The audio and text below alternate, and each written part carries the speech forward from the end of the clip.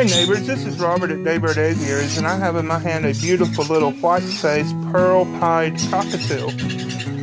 Now she's white-faced because she doesn't have the typical yellow face and orange cheek patches that both of her parents actually have.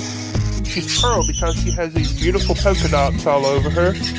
And she's pied because she has these areas on her body where there is no coloration at all. You can see it there on her head and her wings and on the front of her chest. She's trying to climb up. Let's do a little bit of flapping there. I had to push her off with the camera. It's hard to do this sometimes. Hold a camera and a bird and keep everything in the frame. But look, she inspires me to be philosophical this morning. One of the sweet ladies at our church says that if it's not in the well, it's not going to come up in the bucket. And this cockatiel reminds me of that, because neither of her parents look like she does. Both of her parents are standard cockatiels with the yellow face and the orange cheeks.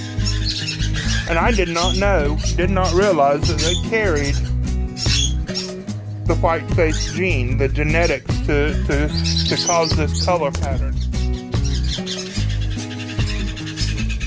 She took a little flight. But now you see, if it wasn't in her genetic makeup, if it wasn't hidden deep down inside of the genetic code of her parents, then it never would have expressed itself. And likewise, like Miss Linda at church says, if it's not in the well, it's not going to come up in the bucket. If we harbor anger and bitterness and envy and jealousy and unforgiveness deep down inside, it's eventually going to show itself. It's eventually going to express itself.